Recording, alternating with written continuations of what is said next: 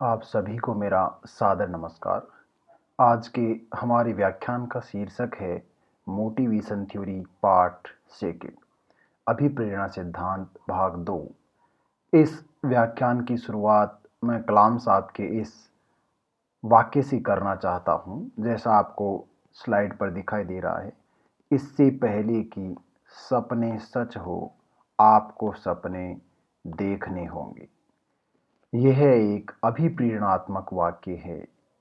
सपने आप नहीं देखते तो सच कैसे होंगे?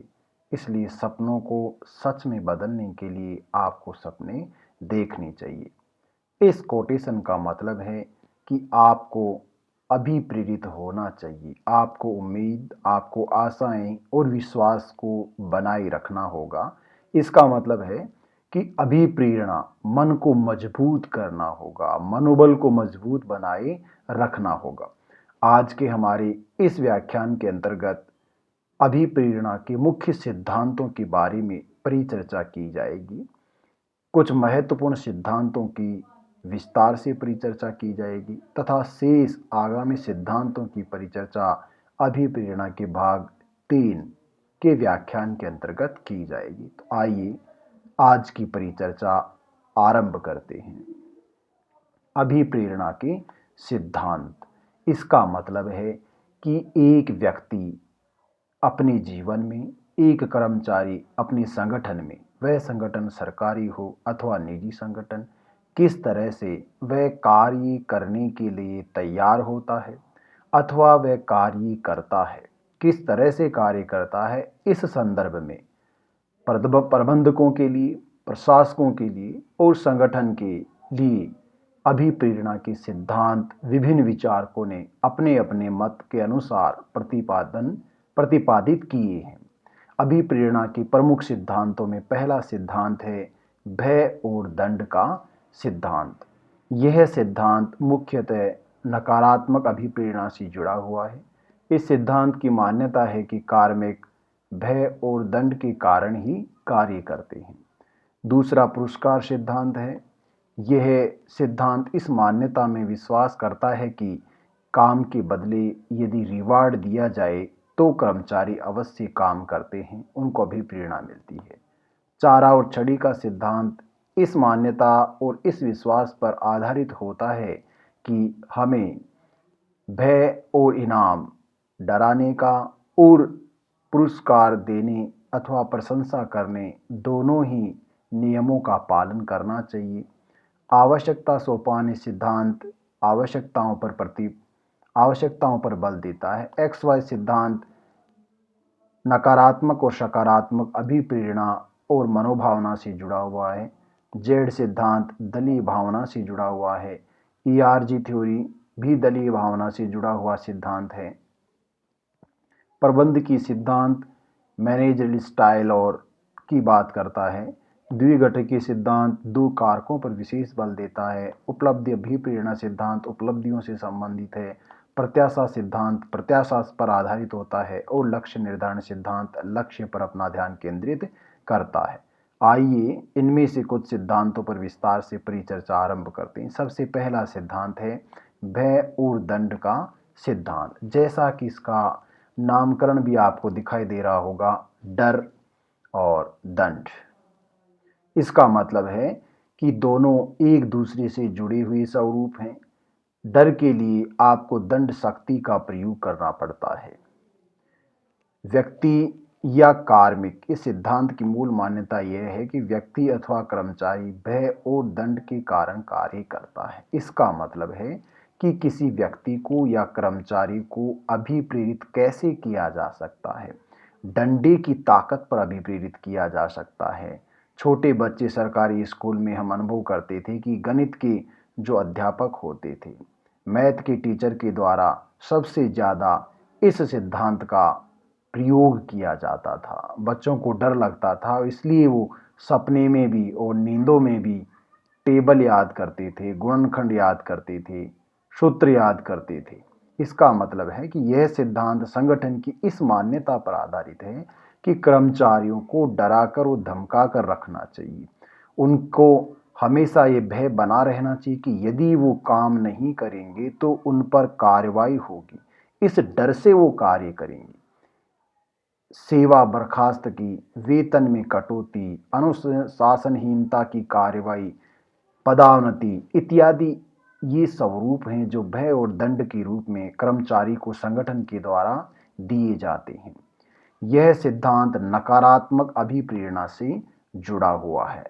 इस तस्वीर में आप देख रहे होंगे कि जो छोटी चेयर्स पर आपको दिखाई दे रहा है वह छोटी कुर्सी पर बैठा हुआ एक संगठन का कर्मचारी है और यह संगठन का प्रबंधक, मालिक है, स्वामी है। इन दोनों के बीच किस तरह से वार्तालाप आपको दिखाई दे रहा है कि वह एक बड़े स्पीकर के माध्यम से, माइक के माध्यम से उसको डांटने का, कहने का प्रयास कर रहा है। इसका मतलब है कि इस संगठन के सिद्धांत की, इस अभिप्रेरणा के सिद्धांत की, संगठन की इस मान्यता में, इस विश्वास पर यह टिका हुआ है, आधारित होता है कि कर्मचारी डर से ही कार्य करता है। इस बात का उसे बार बार एहसास कराते रहना चाहिए, तभी वह कार्य करेगा, अन्यथा कार्य नहीं करेगा। दूसरा सिद्धांत है पुरस्कार का सिद्धांत। ये भय और दंड के सिद्धांत की विपरीत है। ये सकारात्मक अभिप्रेरणा की बात करता है कि किसी व्यक्ति को कार्य, किसी व्यक्ति या कर्मचारी से कार्य करवाने के लिए उसे डराने की आवश्यकता नहीं है, अपितु उसे पुरस्कार देने की आवश्यकता है, उसके कार्य की प्रशंसा करने की आवश्यकता होती है। व्यक्ति या कार्मिक पुरस्कार अथवा आर्थिक प्रतिफल के कारण कार्य करता है। इस सिद्धांत की मान्यता है कि व्यक्ति जो काम करता है उस काम के पीछे जो अभिप्रेरणा होती है वो अभिप्रेरणा पुरस्कार की भी प्रेरणा होती है, आर्थिक प्रतिफल की भी प्रेरणा होती है। इसके बदले वो कार्य करता है। इसका मतलब एक्सटर्नल मोटिवेशन होता है कि उसको कुछ लाभांश मिलेगा, इसलिए वो कार्य करता है।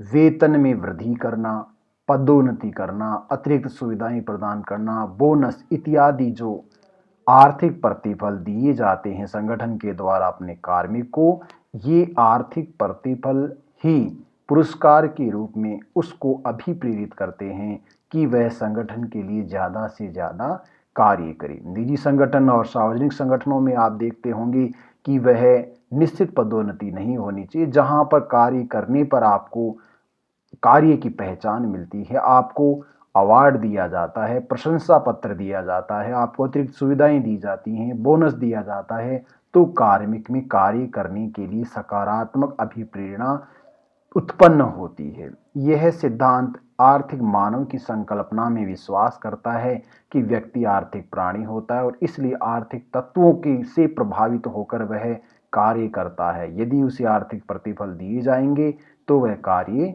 अवश्य करेगा। यह सकारात्मक अभिप्रेरणा का प्रतीक होता है।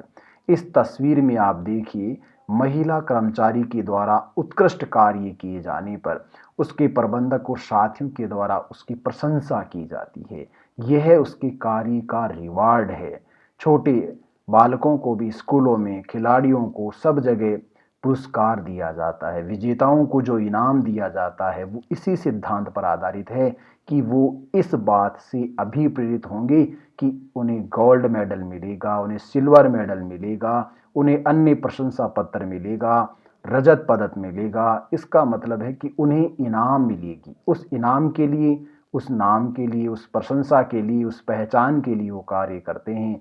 अतः यह पुरस्कार का सिद्धांत है जो सकारात्मक रूप से कार्मिक को अभिप्रेरित करता है। तीसरा सिद्धांत है चारा और छड़ी का सिद्धांत। यह सिद्धांत पूर्व के दोनों सिद्धांतों का समन्वित स्वरूप है। यह कौटिल्य और माओ की युद्ध नीति मनोविज्ञान का समर्थन करता है। आपने राजनीति विज्ञान में माओ और कौटिल्य दोनों के बारे में पढ़ा होगा। चारा और छड़ी की जो नीति होती है उस नीति के अंतर्गत मित्रता और शत्रुता का व्यवहार एक साथ करने की बात इन दोनों विचारकों के द्वारा की गई है कि आपको अपने शत्रु के साथ मित्रता का व्यवहार भी करना चाहिए और शत्रुता का व्यवहार भी करना चाहिए। माओ का तो यहाँ तक कहना था कि यदि शत्रु आपके ऊपर हमला करता है तो आपको पीछे हट जाना चाहिए। उसको लगता है कि वह मित्रता का संदेश दे रहा है या कायर है अथवा डर गया है, और पीछे चले जाना चाहिए, उसके पीछे गड्ढे खोद देने चाहिए। अब तुरंत तीव्र गति से आपको आक्रमण करना चाहिए वह भाग भी नहीं सके और उसके पास कोई विकल्प नहीं बचे, आपकी विजय निश्चित है। चारा कैरेट एंड स्टिक पॉलिसी का यह समर्थन करता है। इसलिए कुछ कर्मचारी ऐसे होते हैं जो डर के बल पर ही कार्य करते हैं और कुछ कर्मचारी ऐसे होते हैं जो सकारात्मक रूप से स्वाभाविक रूप से संगठन के लिए कार्य करते हैं। तो ऐसे कर्मचारी जो संगठन के लिए स्वाभाविक रूप से कार्य करते हैं उनको इनाम दी जानी चाहिए, और जो कर्मचारी संगठन के लिए स्वाभाविक रूप से कार्य नहीं करते उनको कार्रवाई का डर और भय दिखाकर उनसे कार्य करवाया जाना चाहिए। यह सकारात्मक और नकारात्मक दोनों प्रकार की अभिप्रेरणाओं का प्रतिनिधित्व करता है। इस तस्वीर में आप देख रहे होंगे कि जो घुड़सवार है वह घोड़े को आगे बढ़ाने के लिए ये रिवार्ड कैरेट गाजर को वह एक लकड़ी के सहारे लटकाए हुए है कि घोड़ा गाजर खाने के लिए दौड़ेगा। यदि वो ऐसा करता है तो ठीक है, यदि वो ऐसा नहीं करता है तो उसके पास चाबुक भी होती है, डंडा होता है जिसके माध्यम से घोड़े की पीठ पर वो वार करता है और घोड़े को दौड़ना पड़ेगा। इसका मतलब है कि इस तस्वीर में यह अभिव्यक्त हो रहा है कि घोड़े को दौड़ना तो पड़ेगा, यदि वह राजी खुशी से दौड़ता है तो ठीक है, अथवा उसे नाराज होकर या डंडे की ताकत से दौड़ना पड़ेगा, काम करना पड़ेगा संगठन के कर्मचारी को। इसलिए ये दोनों पूर्व सिद्धांतों का समन्वित स्वरूप है। तीसरा महत्वपूर्ण सिद्धांत है आवश्यकता सोपानी सिद्धांत। आवश्यकताओं का एक निश्चित क्रम होता है। आवश्यकताओं को सीढ़ी नुमा, जैसा हायरार्की थ्योरी में मैंने बताया कि वो सीढ़ी नुमा एक स्ट्रक्चर होता है और इस स्ट्रक्चर में आवश्यकताओं का भी क्या है, एक सोपान बना हुआ है। इस सिद्धांत का प्रतिपादन अब्राहम एच मैस्लो के द्वारा 1943 में अपने निबंध ए थ्योरी ऑफ ह्यूमन मोटिवेशन, मानवीय अभिप्रेरणा का एक सिद्धांत 1943 के अंतर्गत किया गया। मैस्लो के अनुसार मानवीय आवश्यकता अभिप्रेरणा का मूल आधार होती है। इसका मतलब है कि अभिप्रेरणा का मूल आधार क्या है, आवश्यकता। व्यक्ति की अथवा कर्मचारी की कुछ नीड्स होती हैं, आवश्यकताएं होती हैं। इन आवश्यकताओं को पूरा करने के लिए वह कार्य करने हेतु तैयार होता है, अर्थात अभिप्रेरित होता है। और व्यक्ति की इन आवश्यकताओं का एक निश्चित सोपान भी होता है, निश्चित क्रम भी होता है। निम्न स्तर की आवश्यकताएं, उच्च स्तर की आवश्यकताएं, उच्चतम स्तर की आवश्यकताएं। मैस्लो के द्वारा इन आवश्यकताओं को दो श्रेणियों में विभाजित किया गया है, अर्थात निम्न स्तर पर दो स्तर माने गए, low level and highest level, उच्चतम स्तर और निम्नतम स्तर। नीचे के स्तर पर स्वाभाविक या मूलभूत आवश्यकताएं होती हैं, जबकि उच्च स्तर पर सामाजिक और शैक्षिक आवश्यकताएं होती हैं। आवश्यकताओं को दो श्रेणियों में बांटा गया है और इन आवश्यकताओं को 5 स्वरूपों में विभाजित किया गया है, जिनका एक निश्चित सोपानीय क्रम होता है। तो आइए चलचित्र के इस आरेख के माध्यम से इसको स्पष्ट किया जा सकता है। आवश्यकता सोपानी सिद्धांत, यहाँ पर मैस्लो के द्वारा 5 तरह की आवश्यकताएं बताई गई, आवश्यकताओं के 5 प्रकार बताए गए हैं। पहली आवश्यकताएं शारीरिक आवश्यकताएं होती हैं। यह निम्न स्तर की आवश्यकताएं होती हैं और इन आवश्यकताओं में जैसा कि आपको दिखाई दे रहा है, भोजन, रोटी, कपड़ा और मकान, जिसको आप कहते हो भोजन, कपड़े, आवास, स्नान, निद्रा, आराम, ऐसी आवश्यकताएं बेसिकली साइकोलॉजिकल आवश्यकताएं न होकर फिजियोलॉजिकल आवश्यकताएं होती हैं, शारीरिक आवश्यकताएं होती हैं, भौतिक आवश्यकताएं होती हैं, मानव शरीर से जुड़ी हुई आवश्यकताएं होती हैं। हमें भोजन चाहिए एनर्जी के लिए, हमें कपड़े पहनते हैं, रहने के लिए आवास चाहिए, हम स्नान करते हैं, नींद लेते हैं, आराम करते हैं। ये शारीरिक आवश्यकताएं होती हैं जो शरीर के लिए होती हैं।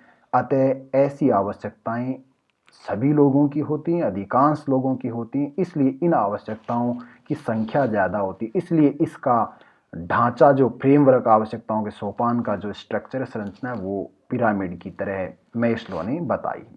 दूसरे प्रकार की आवश्यकताएं सुरक्षात्मक आवश्यकताएं होती हैं। इन आवश्यकताओं का एक क्रम है, सबसे नीचे शारीरिक आवश्यकताएं, फिर सुरक्षात्मक आवश्यकताएं, फिर सामाजिक, फिर सम्मान, फिर आत्म संबंधी। जैसे जैसे ऊपर जाएंगे आवश्यकताओं का नंबर घटता जाएगा, लेकिन आवश्यकताओं की गुणात्मकता बढ़ती जाएगी। दूसरी प्रकार की आवश्यकताएं सुरक्षात्मक आवश्यकताएं, जैसे कि संकट के समय आपका जो आपके आजीविका किसी ने धमकी दी है, आपके जीवन की सुरक्षा, अभाव की स्थिति है, वातावरण में परिवर्तन है, कार्य की सुरक्षा, पद की सुरक्षा इत्यादि आवश्यकता। इसका मतलब है कि अपने जीवन की सुरक्षा, अपने परिवार की सुरक्षा, अपने कार्य की सुरक्षा, कार्य करने वाले दशाओं की सुरक्षा और अभाव की स्थिति में, थ्रेट की स्थिति में, संकट की स्थिति में आपको सुरक्षा मिलती है या नहीं मिलती है। जब व्यक्ति की शारीरिक आवश्यकताएं पूरी हो जाती हैं तब वह अपने आप को सुरक्षित रखना चाहता है, उसकी सुरक्षात्मक आवश्यकताओं की उसे आकांक्षा होती है, इसलिए वह दूसरे नंबर की आवश्यकताओं को पूरा करने के लिए अभिप्रेरित होता है। जब दूसरे प्रकार की आवश्यकताएं पूरी हो जाती हैं तो तीसरी प्रकार की आवश्यकताएं उत्पन्न होती हैं, जिनको सामाजिक आवश्यकताएं कहा जाता है। इन सामाजिक आवश्यकताओं को पूरा करने के लिए वह अभिप्रेरित होता है। इन आवश्यकताओं में समाज और सामाजिक समूह में शामिल होने की इच्छा, परिवार सर्जन की इच्छा, संगठन बनाने की इच्छा, कार्य दल में शामिल होने की इच्छा, मित्र समूह बनाने की इच्छा, प्रेम इत्यादि संबंधी आवश्यकताओं को सामाजिक आवश्यकताएं कहा जाता है। चौथे प्रकार की आवश्यकताएं सम्मान संबंधी आवश्यकताएं होती हैं। सम्मान, जब व्यक्ति को सामाजिक आवश्यकताएं पूरी हो जाती हैं तो वह अब सम्मान चाहता है, आत्मसम्मान चाहता है, प्रतिष्ठा स्थापित करना चाहता है, वह अपनी पहचान बनाना चाहता है, संगठन में वह प्रतिष्ठा चाहता है, सम्मान प्राप्त करना चाहता है, लोग उसकी प्रशंसा करें, वह ऐसी आवश्यकताओं की पूर्ति करना चाहता है। जब चौथे प्रकार की आवश्यकताएं परिपूर्ण हो जाती हैं तो पांचवें प्रकार की आवश्यकताओं की ओर गमन करता है और इन्हें उच्चतम श्रेणी की आवश्यकताएं, आत्मसिद्धि संबंधी आवश्यकताएं कहा जाता है। इनके बाद आवश्यकताओं का क्रम नहीं होगा मैस्लो के अनुसार। आत्मबोध की आवश्यकताएं, व्यक्तिगत विकास की आवश्यकताएं, सामाजिक विकास की आवश्यकताएं, भौतिक अभिवृद्धि, सृजनात्मकता इत्यादि आवश्यक। इसका मतलब है कि इस स्तर पर आकर व्यक्ति एक विरासत को स्थापित करना चाहता है, वह आम लोगों से एक विशेष व्यक्ति के रूप में परिवर्तित होना चाहता है, या हम कह सकते हैं कि वह देवता बनने की ओर अग्रसर हो जाता है।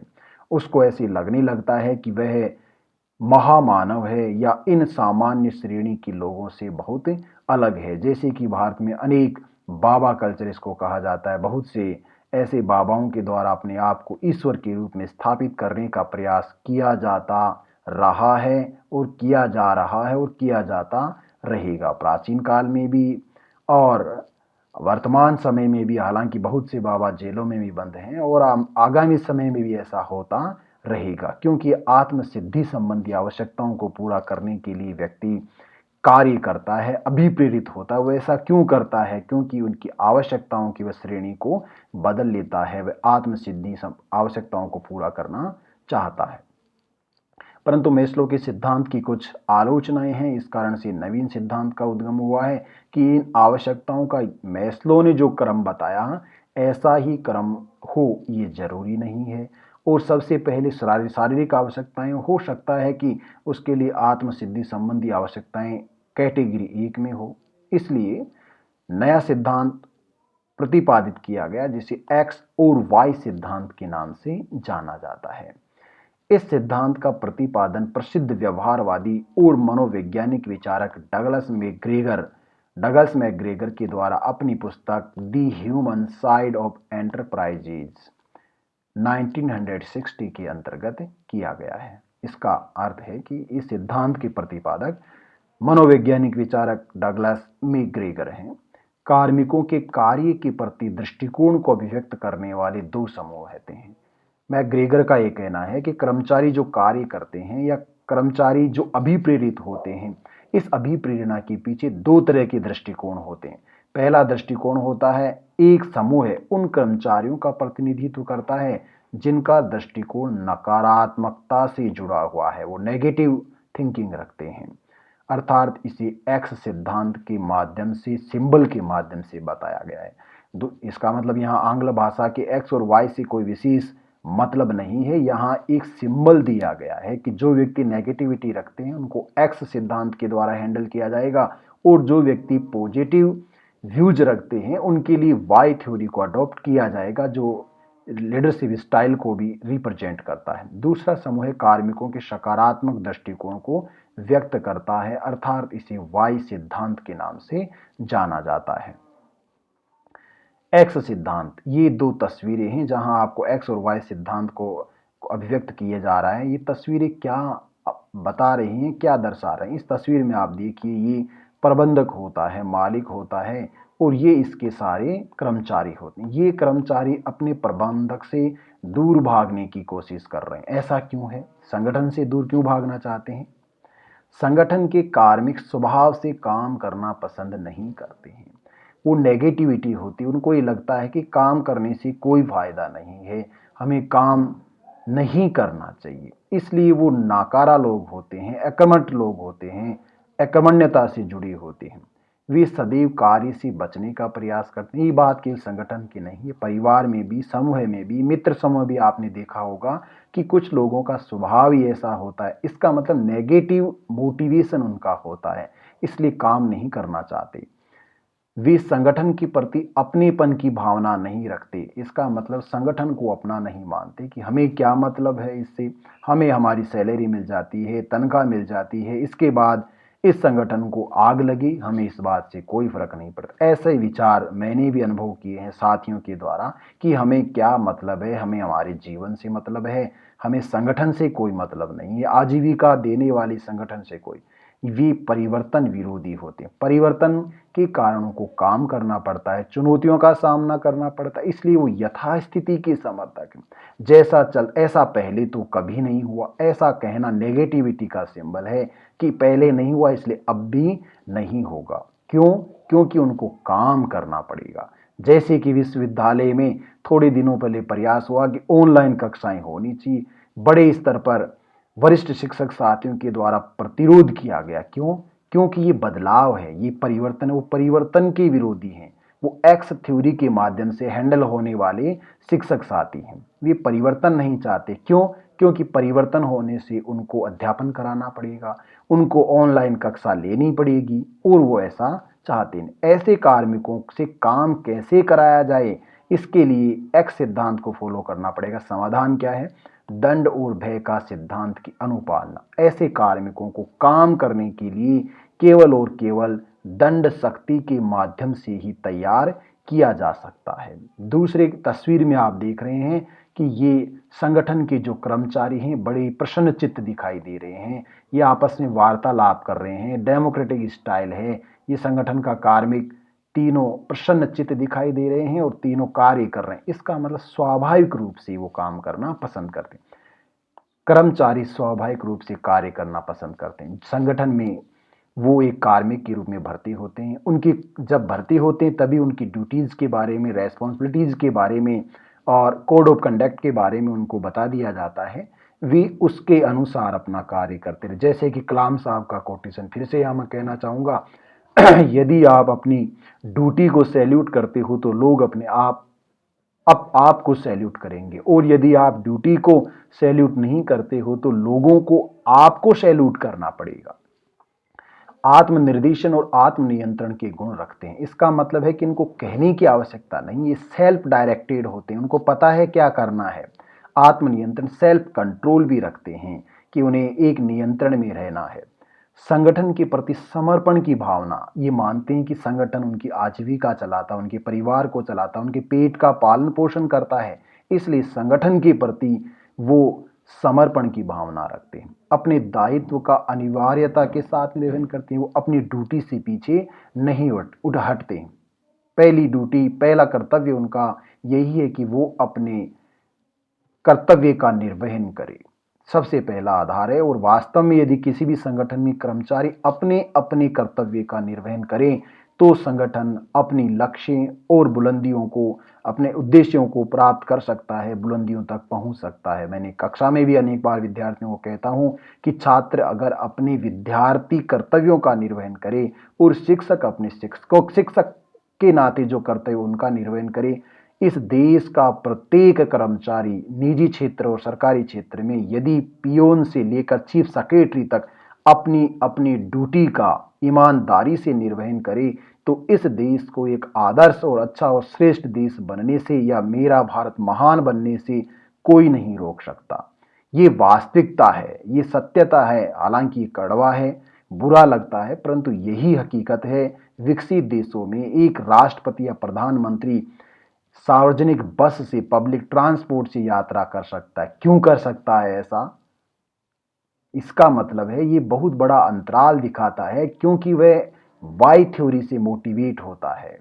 जबकि भारत और भारत जैसे विकासशील देशों के राजनेता, प्रधानमंत्री जैसा व्यवहार करते हैं, वो एक्स थ्योरी से प्रभावित होकर ऐसा करते हैं। वो नकारात्मकता के सिंबल होते हैं। बहुत कम लोग हैं जो पॉजिटिविटी रखते हैं।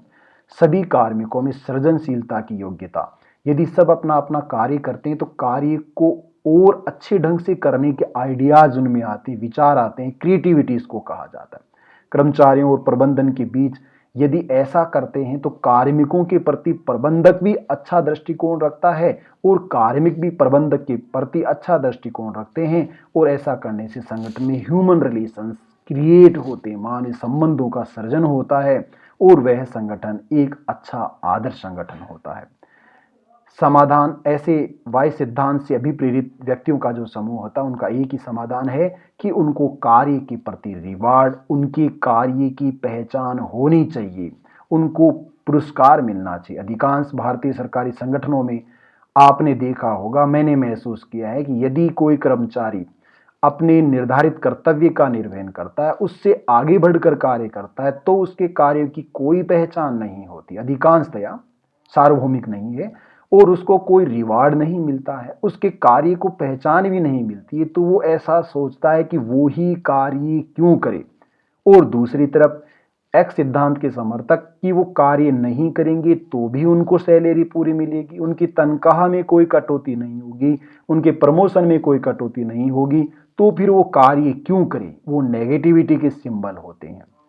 यदि उनकी सैलरी काट दी जाए, यदि उनका प्रमोशन पदोन्नति को पदावनति में पदावनत कर दिया जाए, यदि उनको टर्मिनेट कर दिया जाए, सस्पेंड कर दिया जाए, ऐसा प्रावधान सख्त रूप से लागू हो तो उनसे कार्य करवाया जा सकता है। इसका मतलब भय बिना प्रीत नहीं, इसका मतलब भय बिना प्रीत नहीं होती। इसको अगर हम लागू करें तो सरकारी क्षेत्र के कार्मिकों से कार्य करवाया जा सकता है। निजी क्षेत्र और सरकारी क्षेत्र, निजी क्षेत्र में दंड और भय के सिद्धांत का ज्यादा पालन किया जाता है बजाय सरकारी क्षेत्र के।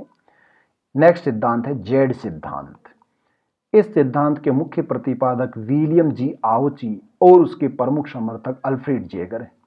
आउची ने अपनी पुस्तक थ्योरी जेड 1981 के अंतर्गत अपने इस सिद्धांत का प्रतिपादन किया है। एक्स थ्योरी एक्स सिंबल के रूप में कि वो नेगेटिविटी का आधार होती है, और मैंने आपको कम्युनिकेशन नेटवर्क के दौरान बताया था कि एक्स जो संजाल होता है, इस टाइप का संजाल होता है, उसमें लीडर होता है, लीडर से एक मार्गी संवाद होता है, केवल और केवल कमांड होना चाहिए, वापस प्रतिक्रिया नहीं होगी। आदेश दो, जैसे कि सेना में कमांड होता है, ऑफिसर आदेश देगा और सबऑर्डिनेट को या जाबाजों को उसको फॉलो करना होगा। वाई थ्योरी में थोड़ा सा डेमोक्रेटिक है, हालांकि पूर्णतः वह डेमोक्रेटिक नहीं है, परंतु डेमोक्रेटिक है कि वह अपने कार्मिकों से बातचीत करता है, उनको रिवार्ड दिया जाता है, पुरस्कार दिया जाता है, उनकी कार्य की पहचान होती है। जेड सिद्धांत में यहाँ एक ग्रुप या समूह होता है, टीम वर्क की इमोशंस होती है।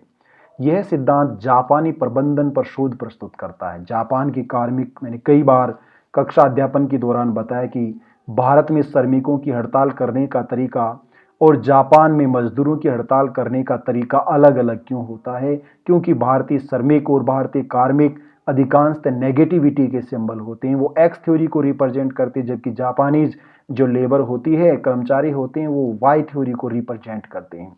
इसलिए वो हड़ताल भी यदि करेंगी तो अपने निर्धारित समयावधि, कार्य की समयावधि से ज्यादा काम करेंगी, प्रोडक्शन बढ़ेगा और प्रबंधक को उनका वेतन या उनकी मांगों पर विचार करना ही होगा। परंतु भारत में काम को रोक दिया जाएगा, सार्वजनिक स्थलों को बंद कर दिया जाएगा, यातायात को रोक दिया जाएगा, हिंसा की जाएगी और व्यवस्था को रोकने का या बाधित करने का प्रयास किया जाएगा।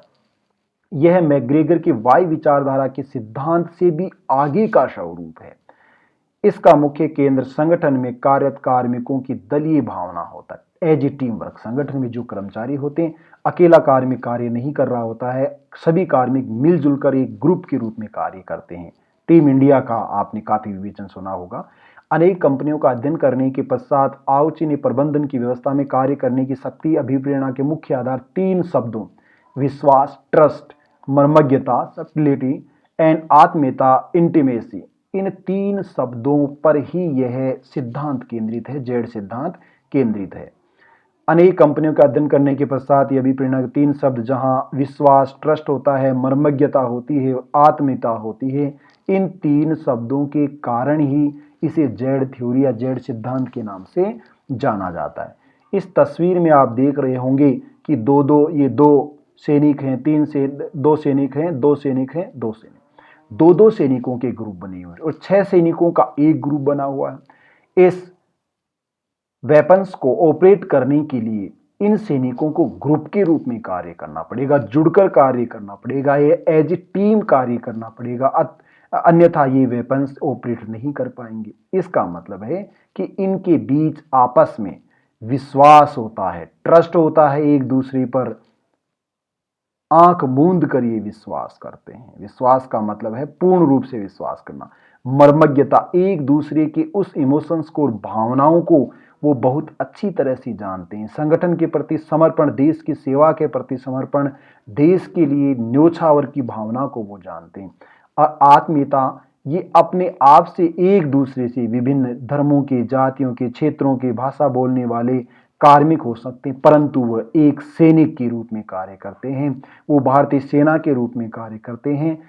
इसलिए किसी भी संगठन में, ये सरकारी संगठन का उदाहरण है, अगर प्राइवेट संगठन में भी दलीय भावना के आधार पर कार्य किया जाता है तो वह अभिप्रेरणा की जेड थ्योरी को रिप्रेजेंट करता है।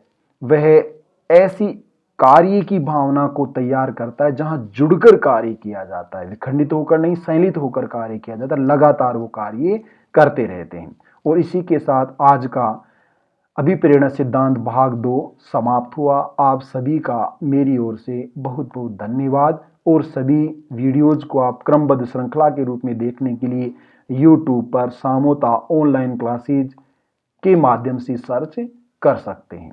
Thank you.